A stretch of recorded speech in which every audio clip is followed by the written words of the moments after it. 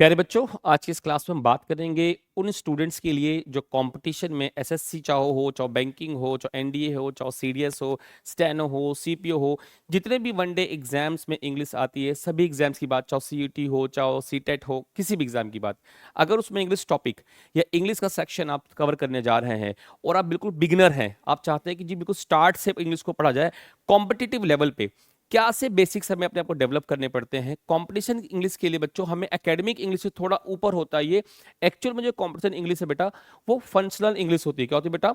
Functional English होती है। तो हम आज की पार्ट 1 में डिस्कस करेंगे बेसिक चीजें, क्योंकि इंग्लिश मैथमेटिक्स की तरह नहीं है बच्चों कि अगर आप ऐड करोगे तो ऐड के ही क्वेश्चन आएंगे बेटा। इंग्लिश में अगर आप चाहो नाउन पढ़ो, चाहो प्रोनाउन पढ़ो, चाहो टेंसेस पढ़ो, सब मिसलीनियस आएंगे बेटा। तो इसीलिए सबसे पहले हम पूरी पार्ट ऑफ स्पीच तक एक बार बेसिक कवर करेंगे। क्या वो बेसिक चीजें हैं जिनको आप पढ़ने के बाद कोई भी टॉपिक उठाएं आराम से समझ पाए बेटा। चलिए सर, सबसे पहली बात हम समझेंगे यहां पे स्टार्ट में। आपको बता दूं बेटा, इंग्लिश जो अपने आप में है क्या। सबसे पहले बच्चों का एक डाउट होता है, सर इंग्लिश एक सब्जेक्ट नहीं। प्यारे बच्चों, इंग्लिश अपने आप में एक लैंग्वेज है। क्या मैंने कहा भाई? इंग्लिश अपने आप में क्या बच्चों? एक लैंग्वेज है। सबसे पहली बात आपको समझ जाना है, ठीक है भाई। और लैंग्वेज सीखने का सबसे बेहतरीन तरीका है समझ का प्रयोग करना। क्या बच्चों? समझ का प्रयोग करना। इसमें नियम बाद में है सर, रूल्स जो आप रटते हैं सर ये बाद में, ये सेकेंडरी। प्राइमरी है सर आपको अपने आइडियाज, अपने दिमाग को चलाना, अपनी समझ का प्रयोग करना, ये सबसे पहली चीज है बेटा, ठीक। क्योंकि अगर आप इंग्लिश को एज अ लैंग्वेज पढ़ोगे तो आपको एक्सेप्शन नाम की चीज मिलेगी नहीं।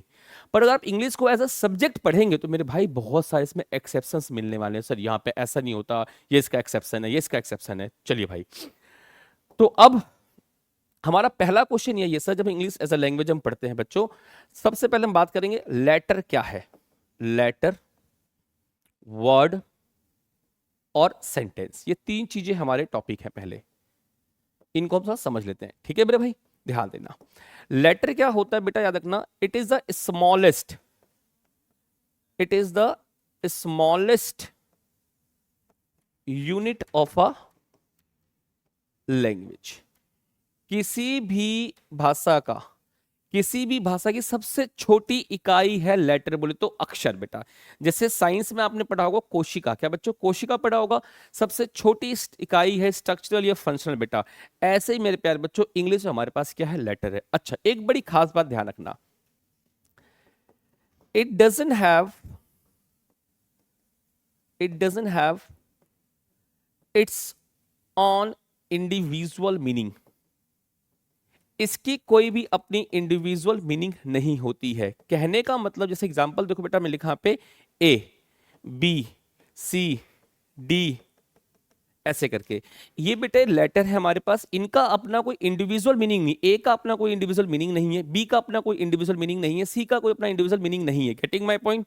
चलिए, अच्छा, बाद में आप जब पढ़ते हैं इन्हीं लेटर को बेटा, आपने पढ़ा होगा अल्फाबेट। ये बने हैं अल्फा प्लस बीटा से। किससे बच्चों? अल्फा प्लस बीटा से बने। ध्यान रखना, इसको हम अल्फाबेट कहते हैं। क्या बच्चों? अल्फाबेट कहते हैं, ठीक है भाई। अच्छा, 26 हमारे पास अल्फाबेट होते हैं, उनको हम डिवाइड करते हैं बच्चों वॉवेल और कॉन्सोनेंट में। क्या बच्चों? वॉवेल और कॉन्सोनेंट में, हाँ या ना मेरे प्यारे बच्चों? अच्छा जी, वॉवेल क्या होते हैं? 5 होते हैं हमारे पास letter, A E I O you. एक सवाल आपको यहां पर समझा, थोड़ा समझा देता हूं मैं, बाकी जो बच गए हमारे पास कॉन्सोनेंट, ठीक है बेटा।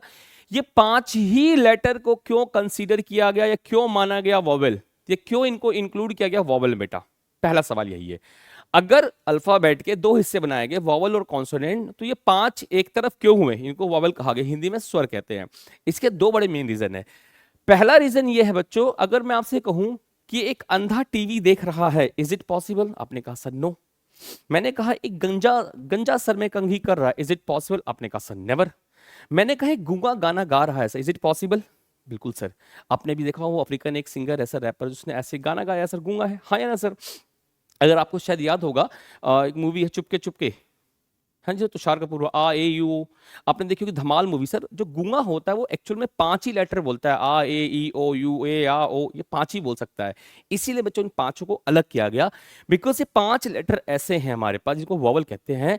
They can be pronounced bye anyone, anyone sir. एक बात। दूसरी बात खास बच्चों क्या ध्यान रखना इसके अंदर, कि ये 5 ऐसे लेटर हैं, इनको अगर आप छोड़ के कोई भी और लिख लो, उनमें इन्हीं की साउंड आएगी। जैसे मैंने अगर एग्जांपल समझो, मैंने यहाँ पे लिखा बी, ई की आवाज, सी, ई की आवाज, मैंने लिखा के, ए की आवाज, मैंने लिखा एम, ए की आवाज, ठीक है भाई, मैंने लिखा यहाँ पे पी, ई की आवाज। तो कुल मिला के ये दो खास बातें थी बेटा, वॉवेल को जो कॉन्सोनेंट से अलग करती है, ठीक है भाई। चलो, दूसरा हमारे पास होता है वर्ड। व्हाट इज वर्ड बच्चों? यहां पे क्या होता है? An arrangement of letters, an arrangement of letters in a sensible manner, in a sensible manner। ध्यान रखना बच्चों, ठीक है भाई। हमने भी क्या लिखा? An arrangement of letters in a sensible manner. जब हम लेटर्स को एक सेंसिबल मैनर में, सेंसिबल मैनर का बच्चों मतलब क्या है? It must have it's meaning, कुछ मीनिंग होनी चाहिए। जैसे एग्जांपल समझो बेटा, यहां लिख देता हूं, मैंने यहाँ पे लिखा आई के एन, क्या ये वर्ड कहलाएगा? नहीं बॉस। क्यों? क्योंकि मीनिंग नहीं तो वर्ड नहीं बॉस, हाँ या ना? अच्छा, इसी लेटर को मैं जिसकी अरेंजमेंट वो ठीक कर दी, अब बताओ बेटा ये वर्ड कहलाएगा? ऑब्वियसली बात बेटा, वर्ड कहलाएगा। क्यों? क्योंकि हमने यही तो यहाँ पे लिखा है कि जब लेटर्स को एक सेंसिबल मैनर में, इसकी जो अरेंजमेंट को रख दिया जाए जिसका कोई पर्टिकुलर मीनिंग हो, दैट्स कॉल्ड वर्ड बेटा। Getting my point sir? अच्छा, इनकी मीनिंग होती है बेटा, ध्यान रखना, पर इनमें आइडिया और मैसेज नहीं होता। क्या मैंने कहा? इनकी मीनिंग तो होती है लेकिन बेटा इनमें आइडिया और मैसेज नहीं होता, ठीक। अच्छा, एक सवाल आपके लिए है, व्हाट इज सेंटेंस? बेटा ध्यान से सुनना, what is sentence? Very good. Mostly students ये कहेंगे अ ग्रुप ऑफ वर्ड्स, पहला लाइन जो उनका होगा अ ग्रुप ऑफ वर्ड्स। लेकिन मेरे बच्चे ध्यान देना, इंग्लिश एक लैंग्वेज है, इसमें आप किसी से भी पढ़ लो, कोई सी भी किताब से पढ़ लो, कोई सी भी किताब से पढ़ लो, किसी भी व्यक्ति से पढ़ लो, किसी भी टीचर से पढ़ लो, ध्यान रखना वो जो कुछ तुम्हें पढ़ाएंगे या जो कुछ किताबों में वो लिखा हुआ है बेटे, वो 100% नहीं है, वो 99% ही होगा। 1% उसके आगे संभावना होगी। जो कोई भी पढ़ा, मैं पढ़ाऊं, कोई भी पढ़ा, आपको जितना भी पढ़ाएंगे, वो 99% ही नॉलेज है बेटा। 1% अभी भी पॉसिबिलिटी है, उस पे काम हम सोच और समझ के कर सकते हैं। Getting my point? जो आपने भी ये डेफिनेशन मुझे बताई ना, अ ग्रुप ऑफ वर्ड्स, ध्यान रखना इसमें आपने अपने बुद्धि और विवेक का प्रयोग नहीं किया, आपने कहीं की रटी हुई लाइन मुझे बता दी, हाँ या ना? चलिए, सबसे पहले मैं जो आपका स्टेटमेंट है अ ग्रुप ऑफ वर्ड्स, उसी को हटाता हूं, दूर करता हूं। मेरा पहला सवाल यही है, क्या एक सिंगल वर्ड भी सेंटेंस हो सकता है बॉस? फिर सुन लो, क्या एक सिंगल वर्ड भी सेंटेंस हो सकता है? हाँ, जरूर बताना कमेंट में मुझे। देखो बेटे, मोस्टली का आंसर नहीं होगा, लेकिन ध्यान रखो बेटा, मैंने अगर मान लो किसी को कहा स्टॉप, मैंने कहा वेट, मैंने कहा स्टार्ट, तो ध्यान देना बच्चों, ये सेंटेंस है और ये एक ऑर्डर है, किसी को ऑर्डर है, कमांड है मेरे भाई, इंपेरेटिव सेंटेंस का हिस्सा बन जाता है हमारे पास ये। Getting my point? अब बोलोगे जी ये तो हमें पता ही नहीं था, तो वही मैं कह रहा हूं, आप जो भी पढ़ो, सुनो, समझो, सीखो बेटा, उस पर अपना भी दिमाग लगाओ तो बहुत अच्छा सीख पाओगे, ठीक है मेरे भाई। अच्छा, तो ये एक वर्ड तो बन गया सेंटेंस और ये इंपेरेटिव सेंटेंस है बेटे। चलिए, तो ये बात तो आपकी गलत होगी बेटा कि अ ग्रुप ऑफ वर्ड्स, एक वर्ड भी सेंटेंस बन गया। दूसरा, आप जो कह रहे हो, क्या जरूरी है हर बार ग्रुप ऑफ वर्ड सेंटेंस कहलाएगा? क्या जरूरी है हर बार अ ग्रुप ऑफ वर्ड्स जो होगा, जिसका कोई ना कोई टेंस भी बनेगा, स्ट्रक्चर भी सही रहेगा, क्या वो सेंटेंस कहलाएगा? चलो, इसके लिए मैं आपको एक क्वेश्चन लिख देता हूं बेटा, यहां पे एक क्वेश्चन लिखता हूं यहां पे आपके लिए, इसको हटा देते हैं। लो, मैंने एक क्वेश्चन लिखा बेटा, ध्यान देना, I was killed, I was killed, क्या ये अपने आप में एक सेंटेंस है? आप कहेंगे जी ये रहा सब्जेक्ट, ये रहा इसका हेल्पिंग वर्ब, ये रहा इसका मेन वर्ब, और ये अपने आप ग्रामर के जो सेंटेंस स्ट्रक्चर का लॉजिक है, रूल है, वो फॉलो कर रहा है। जो ग्रामर का हमारे पास स्ट्रक्चर रूल है उसको फॉलो कर रहा है, subject, helping verb, main verb, ऐसे ही मुझे मार दिया गया। लेकिन ध्यान से सोच के समझ के देखो, अगर बंदा मर ही गया तो वो कैसे बोल सकता है स्टेटमेंट ये? अगर बंदा मर ही गया तो हाउ इट पॉसिबल टू से दिस? बोल ही नहीं सकता बंदा वो।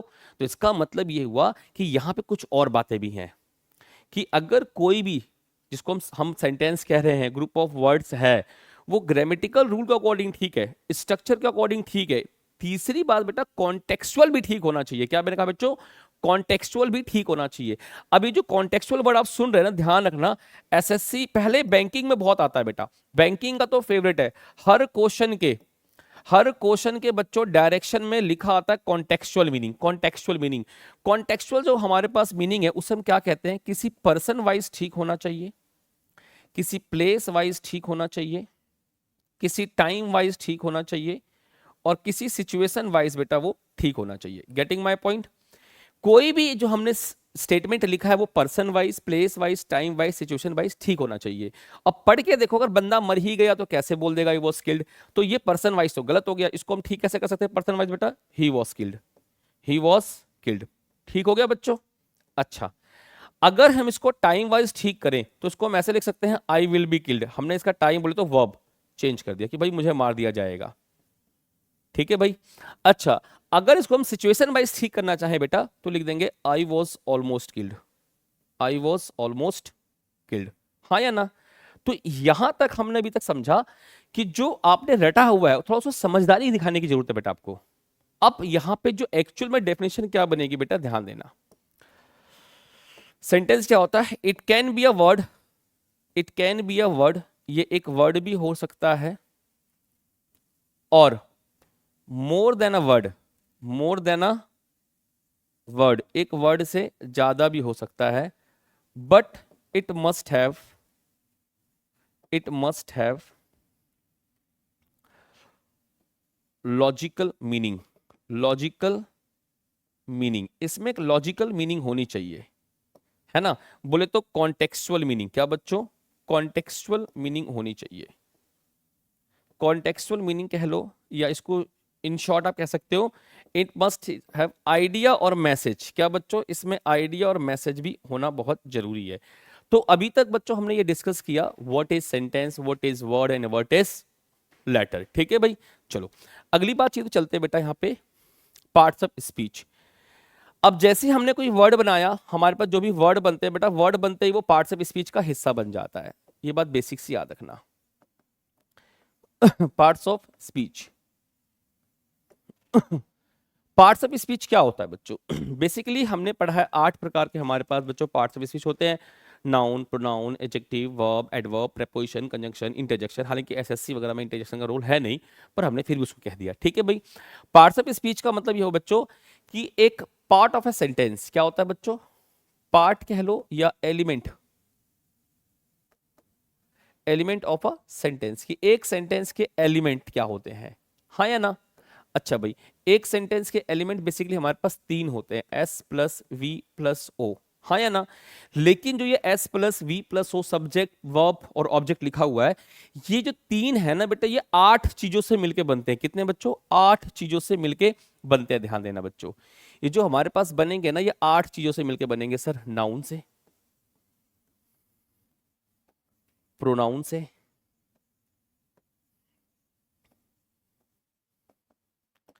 एडजेक्टिव से, वर्ब, एडवर्ब, प्रेपोजिशन,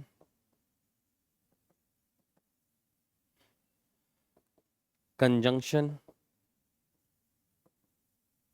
और इंटरजेक्शन। ध्यान देना, एक्चुअली बच्चों जो हमने लिखे हुए 8 पार्ट ऑफ स्पीच वो ये है हमारे पास। ठीक है? और हम आज की इस बेसिक पार्ट 1 क्लास में नाउन और प्रोनाउन और एडवर्ब, ये 3 के बेसिक समझेंगे। ठीक है बच्चों? अच्छा, सबसे पहले जो हम समझने का काम करेंगे प्यारे लर्नर्स, वो है नाउन। What is noun? आप लोगों ने जो पढ़ा हुआ है नाउन से बताइए, उसके बेस पे बच्चों ने रट रखा है हमारे, a noun is the name of person, a noun is a name of person, place, thing, emotion, feeling, state, action. कुछ बच गया तो ईटीसी। हाँ या ना? मेरे प्यारे बच्चों ने रट रखा है कि संज्ञा किसी व्यक्ति, वस्तु, स्थान, भाव अथवा भाभी। क्यों? भाभी का नाम संज्ञा नहीं होगा? वैसी बातें होगा। हाँ, तो संज्ञा किसी व्यक्ति, वस्तु, स्थान, भाव के या फिर के नाम को संज्ञा कहते हैं। ठीक है? ये बात पढ़ा होगा। लेकिन मेरे बच्चों थोड़ा सा इसमें एडअप करना है, थोड़ा आपको और कुछ जोड़ना है, क्योंकि अगर आप इसको सोच के चलेंगे ना सर तो फंस जाएंगे कहीं ना कहीं। देखो एग्जाम्पल कैसे, यहां पे मैंने एक वर्ड लिखा, एक क्वेश्चन आपके लिए मैंने लिखा sir, I live in Delhi, एक, और दूसरा लिखा Delhi is the capital of India. Delhi is the capital of India. ध्यान देना, एक दिल्ली ये है, एक दिल्ली ये है। क्या दोनों दिल्ली नाउन है? इन दोनों को बता, जिसको मैंने अंडरलाइन किया बेटा उन्हीं को बताना है। क्या दोनों दिल्ली नाउन है? क्या एक नाउन है या दोनों नाउन नहीं है? तो मोस्टली स्टूडेंट सर यही कहेंगे सर दोनों ही नाउन है, क्योंकि हमने पढ़ा हुआ जगह का नाम है। ऑब्वियसली बात है, आपको जगह का नाम दिख रहा है, लेकिन बेटा ध्यान देना वो इंडिविजुअली अगर कोई जगह का नाम है तो ठीक है, लेकिन यहाँ पे जो हम बात कर रहे हैं वो एक सेंटेंस में है, और हमें ये देखना है जो हम इंग्लिश पढ़ रहे हैं वो सेंटेंस में लिखी हुई, तो उसको हम कैसे आइडेंटिफाई करें। अगर मैं इंडिविजुअली कहूँ, यहाँ पे लिख दूँ दिल्ली, तो दिल्ली नाउन है, नो डाउट। मैं लिख दूँ रिवर, ये नाउन है। मैं लिख दूँ बुक, ये नाउन है, हाँ या ना, ये सब नाउन है इंडिविजुअली। लेकिन हम जब इसको सेंटेंस में यूज करेंगे तो हमें देखना है वो फंक्शन क्या कर रहा है, फंक्शन कैसा कर रहा है। Getting my point?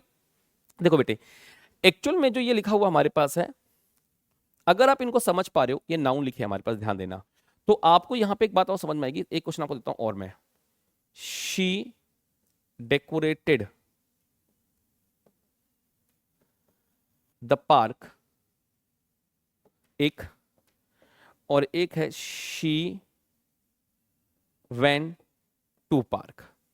दोनों को आपको पैसिव वॉइस बनाना है। क्या बच्चों? दोनों को आपको पैसिव वॉइस बनाना है। चलो एक मैं बना देता हूं आपके लिए, एक आप बना देना। इसका sir, the park was decorated bye हर, हाँ या ना? अच्छा, इसका क्या बनेगा? पार्क वॉज, कुछ गलत हो रहा है। क्या बनेगा इसका? सर इसका नहीं बनेगा, इसका नहीं बनेगा। क्यों नहीं बनेगा? ये सवाल दिमाग में आना चाहिए सर, क्यों नहीं बनेगा? तो यही वजह हमें समझनी है बेटा, क्योंकि ध्यान देना जो ये सब्जेक्ट है और ये जो ऑब्जेक्ट है बेटा, अगर अकेला वर्ड कोई सब्जेक्ट बनेगा या ऑब्जेक्ट, उसमें नाउन प्रोनाउन ही रहेंगे। क्या बच्चों? हाँ, among the 8 part of speeches, हमारे पास जो 8 पार्ट ऑफ स्पीच हैं उनमें सिर्फ ये दो ही व्यक्ति हैं, नाउन और प्रोनाउन, जो अपने आप में अकेले सब्जेक्ट बनने की एबिलिटी रखते हैं। इनको छोड़कर कोई भी बेटा पार्ट ऑफ स्पीच का हिस्सा अकेले सब्जेक्ट नहीं बन सकता, चाहे वो एडजेक्टिव हो, चाहे वो एडवर्ब हो, चाहे वो प्रेपोजिशन, कोई सब्जेक्ट नहीं बन सकता अकेले। अगर वो बनते भी हैं तो सर वो नाउन और प्रोनाउन ही कहलाएंगे। जैसे हमारा जीरेंड हुआ, जैसे हमारा इन्फिनेटिव हुआ। गेटिंग माई पॉइंट बेटा? याद रखना, नाउन और प्रोनाउन ही बेटा अकेले सब्जेक्ट या ऑब्जेक्ट बन सकते हैं। तो यहां पे ये नहीं बन पा रहा और यहां इसका पैसिव बन गया। इसका रीजन पता है क्या बच्चों? एक्चुअल में नाउन को पहचानने के लिए हमारे पास 3 वर्ड है, एक है व्हाट, एक है हु, और एक है हुम। क्या बच्चों? एक है व्हाट, एक है हु, एक है हुम। ठीक है मेरे भाई, ध्यान देना, नाउन को पहचानने के लिए। ठीक मेरे प्यारे बच्चों? अच्छा, और वहीं पे बच्चों ध्यान देना, एडवर्ब को पहचानने के लिए, किसको बच्चों? एडवर्ब को पहचानने के लिए हमारे पास क्या होता है? व्हेन, वेयर, हाउ और व्हाई। क्या मैंने कहा? एडवर्ब को पहचानने के लिए बेटा हमारे पास क्या होता है? When, where, how, why. Getting my point? जो वर्ड रिप्लाई करेंगे व्हेन, वेयर, हाउ, व्हाई को, वो एडवर्ब होंगे, और बेटा जो वर्ड रिप्लाई करेंगे व्हाट, हु, हुम को, बेटा वो नाउन होंगे। Getting my point? अच्छा, I live in Delhi, so question क्या बनेगा? I live where, I live where, तो बेटा ये एडवर्ब है, ध्यान देना।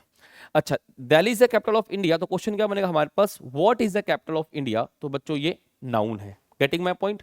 अच्छा, शी डेकोरेटेड व्हाट, तो ये हमारे पास व्हाट का रिप्लाई बच्चों ये नाउन है, हाँ या ना? अच्छा, इसीलिए बेटा ये जो व्हाट का रिप्लाई है तो ये ऑब्जेक्ट बन गया, क्योंकि हम सॉरी सब्जेक्ट बन गया, क्योंकि व्हाट का रिप्लाई ये नाउन है तो ये सब्जेक्ट बन सकता है। बट यहां लिखा है शी वेंट टू वेयर, ये लिखा हुआ हमारे पास वेयर बेटा, ये अपने आप में एडवर्ब है, क्या है, और ये सब्जेक्ट नहीं बन सकता। तो अब आपको बात समझ में आ गई होगी बेटा? अब आपको बच्चों बात समझ में आ गई है कि नाउन कैसे आइडेंटिफाई करते हैं, एडवर्ब कैसे आइडेंटिफाई करते हैं। ठीक है? अच्छा, नाउन के बारे में हम बेसिक्स में इतना ही पढ़ते हैं, बस एक बात इसमें और ऐड अप कर देता हूं, ध्यान देना। हमारे पास जब भी देखो, जैसे हमने लिखा S plus V plus object, हमें पता है कि ऑब्जेक्ट बेटा 2 प्रकार के होते हैं। क्या होते हैं बच्चों? 2 प्रकार के होते हैं। ठीक है? अच्छा, अब सब्जेक्ट में देखो बेटा, अगर हमारे पास कोई नाउन सब्जेक्ट बनेगा तो वो रिप्लाई होगा या तो हमारे पास व्हाट का या तो होगा हमारे पास हु का। या वट का या हु का। अगर कोई ऑब्जेक्ट होगा बेटा हमारे पास तो वो रिप्लाई होगा हमारे पास या तो वट का होगा बच्चों या होगा बेटा वो हुम का। किसका बच्चों, ध्यान देना। अब इनमें एक बड़ी मजेदार बात आपको समझाता हूं, थोड़ी इंटरेस्टिंग रहेगी आपके लिए, कि सर वट का जो रिप्लाई होता है वो नॉन लिविंग होता है। क्या होता है, नॉन लिविंग। हु का जो रिप्लाई होगा बेटा वो लिविंग होगा। अच्छा अगर हम बात करें यहाँ पे फिर से वट के रिप्लाई की तो ये नॉन लिविंग होगा, ठीक है भाई। अच्छा होम का रिप्लाई जो होगा बच्चों वो लिविंग होगा। अब ये लिविंग और नॉन लिविंग है क्या, समझो। लिविंग और नॉन लिविंग जो लिख रहा हूं ये क्या है बेटा, ध्यान रखना। इंग्लिश एज अ लैंग्वेज, मैंने क्या कहा, इंग्लिश एज अ लैंग्वेज बेटा, इसमें जो लिविंग है, हम लिविंग किसे मानते हैं, only human, only human being, सिर्फ मानव को। अच्छा नॉन लिविंग किसे मानेंगे, बाकी इनको छोड़ के जो चीजें बच गई बेटा हमारे पास सब क्या है, जैसे प्लांट है, एनिमल है। हालांकि प्लांट एनिमल जो होते हैं बेटा बायोलॉजिकली ये भी लिविंग ही होते हैं, ध्यान देना। लेकिन इंग्लिश में इनको हम मानते हैं सर, क्यों मानते हैं पता है, क्योंकि इंग्लिश अपने आप में क्या एक लैंग्वेज है। क्या बच्चों, लैंग्वेज है। और पूरे पृथ्वी पर ध्यान रखना लैंग्वेज सिर्फ मानव के पास है। गेटिंग माई पॉइंट, लैंग्वेज को बोल पाना की जो एबिलिटी है वो सिर्फ मानव के पास है। तो इसीलिए बेटा ह्यूमन बींग ही लिविंग है, बाकी सब बेटा क्या है, नॉन लिविंग है। जैसे मैंने क्वेश्चन कहा हमारा राष्ट्र पशु कौन है, तो आपके दिमाग में सर जब मैं इसको इसकी ट्रांसलेशन बनाऊं तो मोस्टली बच्चे क्या करेंगे, who is our national animal. अरे भाई जब आप एनिमल बोल रहे हो तो आप हु नहीं बोल सकते, क्यों, क्योंकि we use who for human being. Getting my point. इसीलिए बेटा अगर आपने बचपन में जीके की बुक में पढ़ा होगा तो लिखा होता है what is our national animal. Getting my point बेटा, ध्यान रखना। अच्छा तो ये हमारा जो वर्ब से पहले आया सब्जेक्ट हो गया, जो वर्ब के बाद आया बेटा ऑब्जेक्ट हो गया। ध्यान देना मेरे प्यारे बच्चों, ऑब्जेक्ट दो प्रकार के होते हैं। ऑब्जेक्ट हमारे पास दो प्रकार के होते हैं, दो प्रकार के, ध्यान देना। जो रिप्लाई करते हैं हमारे पास वट का, ये होते हैं डायरेक्ट ऑब्जेक्ट। क्या बच्चों, डायरेक्ट ऑब्जेक्ट। और जो रिप्लाई करते हैं हुम का, वो होते बेटा हमारे पास इनडायरेक्ट ऑब्जेक्ट। क्या मैंने कहा, हाँ। जो रिप्लाई करते हैं बच्चों हमारे पास वट का, वो होते हैं डायरेक्ट ऑब्जेक्ट। और जो रिप्लाई करते हैं बेटा हुम का, वो क्या होते हैं, इनडायरेक्ट ऑब्जेक्ट। जब भी इनको पढ़ना ना तो एक लॉजिक और ध्यान रखना, हमेशा हमेशा हमारे सेंटेंस का जो स्ट्रक्चर होता है, सब्जेक्ट होगा, वर्ब होगा, फिर हमारे पास क्या होगा, हुम बोले तो इनडायरेक्ट ऑब्जेक्ट, फिर हमारे पास क्या होगा बेटा, वट बोले तो डायरेक्ट ऑब्जेक्ट। हमेशा याद रखना, हुम पहले वट बाद में जनरली आता है, ठीक। अच्छा जैसे इसका एग्जाम्पल लिख देता हूं आपके सामने, समझ जाए आप। She gave me a book, she gave me a book, ठीक। अच्छा दूसरा मैंने यहाँ पे कहा, अगर इसको हम ऐसे लिखें, सब्जेक्ट लिखें, वर्ब लिखें और फिर लिखें हम यहाँ पे डायरेक्ट ऑब्जेक्ट, क्या लिखे बेटा, डायरेक्ट ऑब्जेक्ट लिख दें, ठीक है। डायरेक्ट ऑब्जेक्ट बोले तो हम लिख दें बेटा वट, और बाद में बेटा हम क्या लिखें, हुम लिखें। क्या लिखें, ध्यान देना। इसमें बेटा हमने वट पहले लिखा है और हुम बाद में लिखा है, इसमें हुम पहले वट बाद में था, मतलब इनडायरेक्ट पहले डायरेक्ट बाद में। इसमें बेटा हमने लिखा वट बोले तो डायरेक्ट पहले और इनडायरेक्ट बाद में लिखा। तो बच्चों यहां पे जो हमें एड अप करना पड़ेगा वो टू। अब ये टू एड अप क्यों हुआ ये भी समझ लेते हैं, पहले इसका एग्जांपल लिख देते हैं। She gave a book to मी।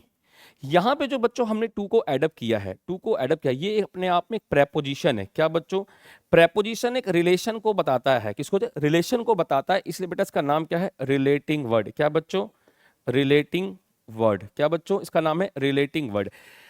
अब हमने जब हुम पहले लिखा वट बाद में लिखा तो हमने कोई प्रेपोजिशन नहीं लगाया, बट जब हमने वट पहले लिखा हुम बाद में लिखा तो ये हमने प्रेपोजिशन लगाया। इसका मतलब ये हुआ बच्चों, ध्यान रखना, जो भी वर्ब के बाद में होता है वो उसका ऑब्जेक्ट कहलाता है, और जो उसके बाद होगा वो उसका ऑब्जेक्ट होगा। हमें बात हमेशा याद रखनी चाहिए, हमें पता भी होगा कि human being non living produce कर सकता है, इसीलिए लिविंग पहले नॉन लिविंग बाद में, ये ऑब्वियस सी बात हमें पता है, एक्सेप्ट करते हैं इसको हम लोग। लेकिन कोई नॉन लिविंग लिविंग नहीं प्रोड्यूस कर सकता, तो इसका मतलब इसके बाद ये नहीं आ सकता। अगर ये हमने लगा दिया तो हमने टू लगाया प्रेपोजिशन एक, जो रिलेटिंग वर्ड है, ये इस बात को बताता है कि ये हुम वट का ऑब्जेक्ट नहीं है, हुम बेटा वर्ब का ऑब्जेक्ट है। ये जो हुम है वो रिलेट किससे हो रहा है, वर्ब से हो रहा है, ना कि वट से हो रहा है। गेटिंग माय पॉइंट बच्चों। तो आज की क्लास में हमने ये बात करा, नाउन कैसे आइडेंटिफाई करते हैं, एडवर्ब कैसे आइडेंटिफाई करते हैं। अब मैं आपके लिए दो तीन क्वेश्चन लिख देता हूं, आप उनको प्रैक्टिस लगाना, फिर मिलेंगे आपसे अगली वीडियो में। तो मैं आप लोग कुछ क्वेश्चन लिख देता हूं प्रैक्टिस के लिए। पहला क्वेश्चन, शी एट बिरयानी। इसमें बेटा बिरयानी क्या बताना, ठीक है। शी फाउंड एन इंसेक्ट इन बिरयानी। इससे बेटा इंसेक्ट और बिरयानी क्या बताना। टुमारो नेवर कम्स,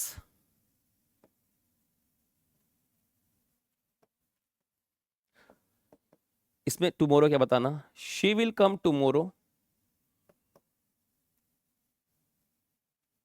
इसमें टुमारो क्या बताना,